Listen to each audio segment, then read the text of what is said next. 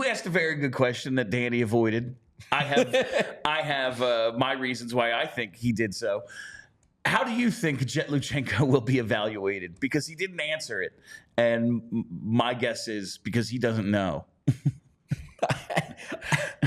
That might be a little harsh, but there probably is some truth to that. The coach is going to do whatever the hell the coach wants, and we'll figure it out. Yeah, it depends on what Tortorella decides is important or not. And this goes both ways. Like, number one, it goes the way of, look, John Tortorella and his entire coaching staff has sworn up and down that Jet Luchenko was amazing throughout camp, and he's the coach, so I'm going to take him at his word. So on that front, you know, maybe he doesn't have to look all that great for Tortorella to still say, I want him on this team. On the other side, though, and we've talked about this on multiple occasions, not just over the last week or so, but really over the last 2 years.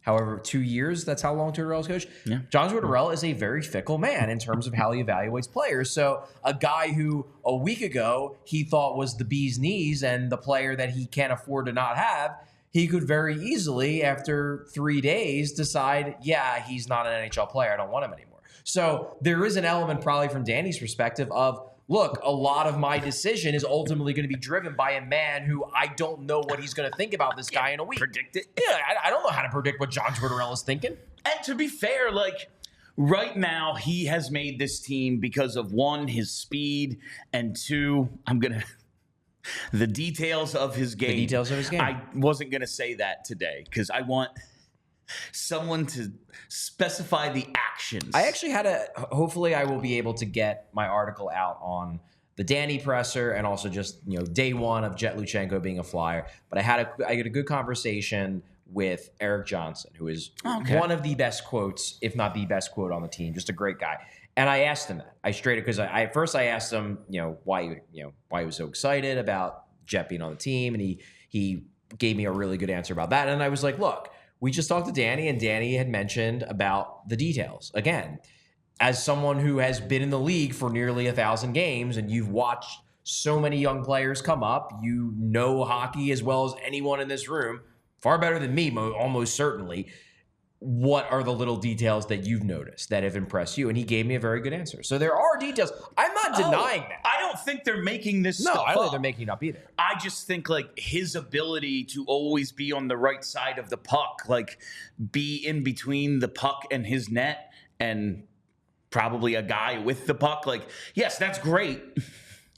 But that's like an attribute that doesn't blow me away. When they say they've been blown away since day one, like, that is a nice attribute, and that means he's a good, responsible player. Yeah. There's lots of good, responsible players. What makes him above and beyond? Yeah, I mean, you could, let me put it this way. I bet, and again, this just comes down to my view of, like, this is the way I think the bias comes about. Yes, if you are watching Jet Luchenko because you are going in with the belief that this kid is great, you can watch all of his shifts and focus entirely on him, and you can be like, wow, he did that little thing really well. He did that little thing really well. And then if you want the confirmation bias, that can build up in your head of, look how many great things he's done. But compare that to say, like, I bet if you wanted to, you could do the same thing, even during preseason, with Noah Cates. And you could probably find just as many little details that he did well in preseason, but the perception of Noah Cates' preseason is that it was bad. And the perception of Jet Luchenko's preseason is that it was great. And Noah Cates isn't going to be on the opening night roster, most likely. Again, it's because you came in looking for reasons to get excited about Jet, whereas someone like Noah Cates isn't a shiny new toy anymore. So he could have all the little details that he wants, and it doesn't matter because you weren't looking for them anymore. We've come to accept the dynamic of what the people in charge are going to be like when they speak. Jonesy, personable, affable. Making jokes. Yeah, having a good time. It's a great time. It's a good hockey conversation. Oh, very much. But it's a good He's time. a smart guy. Yeah. Danny, you expect him to just give you kind of boilerplate GM talk. Yeah. And John Tortorella tells you whatever the hell he's thinking. Yeah, exactly. I was kind of happy with Danny Briere today saying, like, listen, I think all the guys came in great shape and they worked their asses off in Torts' camp. But the games, I didn't like the way our veterans played in the games. Yeah. I was kind of surprised that he made that comment. Yeah. It was, and I thought what was very interesting was that, so Danny makes that comment.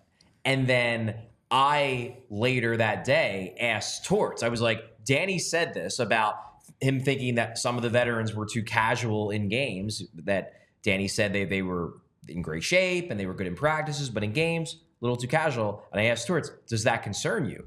You know, you would think that Torts would be the one angry at that, and Danny would be the one who's like, nah, it's just preseason. And Torts defended the players. He was like, yeah, you know, they probably could have, you know, been a bit more competitive, but I've loved the camp overall. I'm not going to be too hard on them. It's like, wow, we're doing a little role reversal here. That's because Torts does not care about the preseason, and that's obvious by the fact He that only he's coached coached one game. It's fair. and it was their worst game. Fair point. He does not care about the preseason. Yeah. He wants to beat the hell out of them in camp, and if they respond to that well, who cares? Right. And that's very much what I saw in this dynamic today. And Briere's just sitting there like, I don't know. Isn't the games what we get judged on? Like, not every, some guys practice well, some guys play well. So really good players can do both, but some players are like, I can't imagine. I bet you he gives a ton of effort, but like Nick Sealer is a game speed player. And when there's dudes that like, you're not supposed to rough up your teammates. Yeah. Like practices can be competitive and they can be physical sometimes, but like they're not supposed to be. Yeah. That really hinders what Nick Sealer does out there. I also don't want him breaking his foot blocking a shot in practice. He might have done that. Yeah, he did it in a preseason game. Something happened. I don't think he broke his foot, but it seems like he's still experiencing numbness in his foot, which doesn't seem good.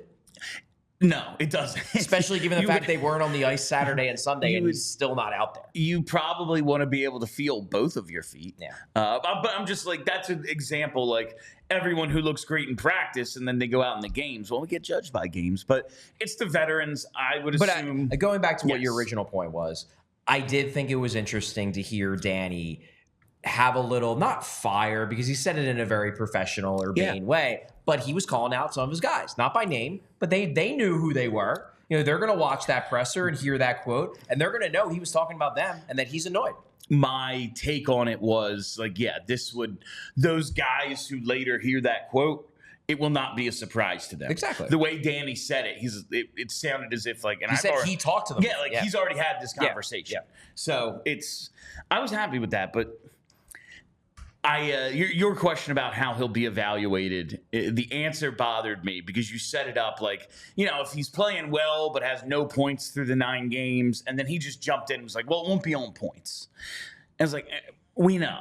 Yeah. We know that there's other stuff. Like, listen, we've talked about Tyson Forster last year.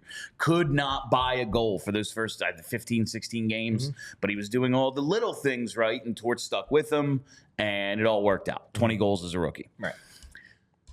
We know that Jet Luchenko, and I, like, as someone who wanted him to make this team, I was never judging, oh, yeah, well, he's going to score 20 points in the first 2 months. Like, I have very little expectation for his offensive output.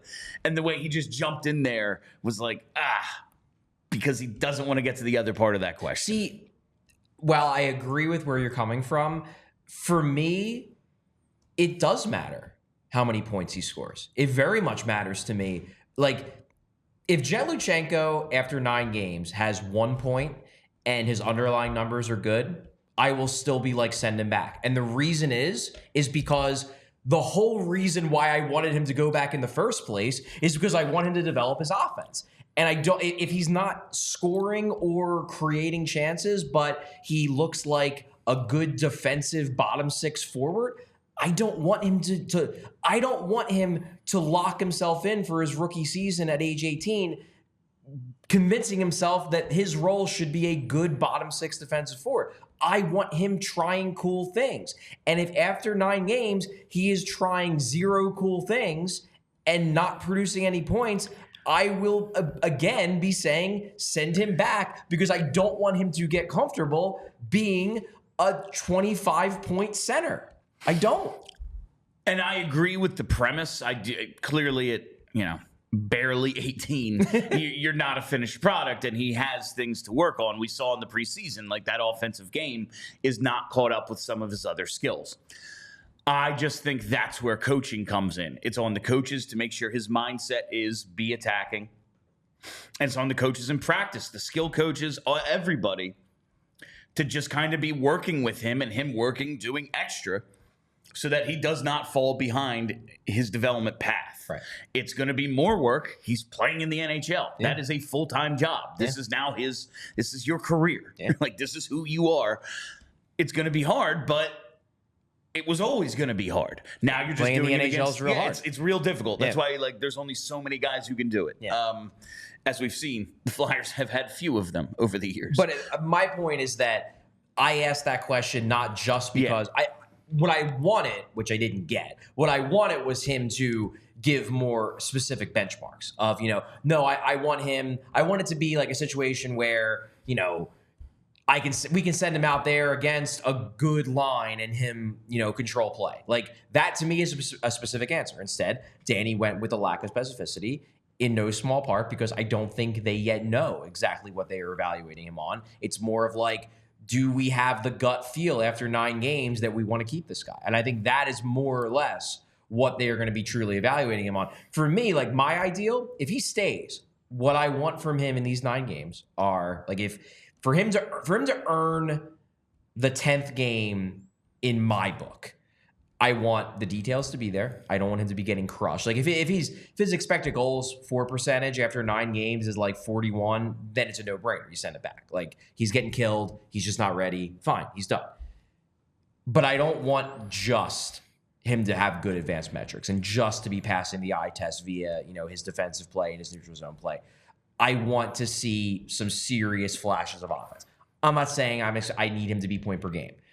I want him to score a couple goals. I want him to have some nice assists where I can say, you know what? Okay, you've convinced me that you can learn the offense part of this on the fly. You can develop your offensive game successfully at the NHL level. You don't need to go back to juniors in order to make creative plays and learn what you should and shouldn't try at, not even at the NHL level, at any level. If he shows me that and he's holding his own at 5-on-5 from a territorial standpoint, then I will absolutely be like, yeah, they should keep him. But if he is just holding his own territorially, but not creating anything offensively, and he's very much the third wheel passenger on a line where, like, yeah, maybe Bobby Brink and Joel Farabee have made some goals together because they have good chemistry, and Jets, 5 feet behind them getting back into the offensive zone when they're making offensive plays. Like, no.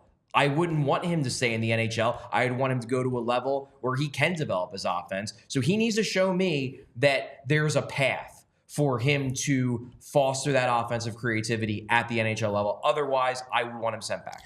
In terms of coaching and it being on the coaches, and it's funny because it's something we were joking about before the show, but I do think one of the situations that will help him foster that offensive creativity is power play time. And he's on the power play. And we saw today he is on the second power play unit. Yes. We all silly like the mayor.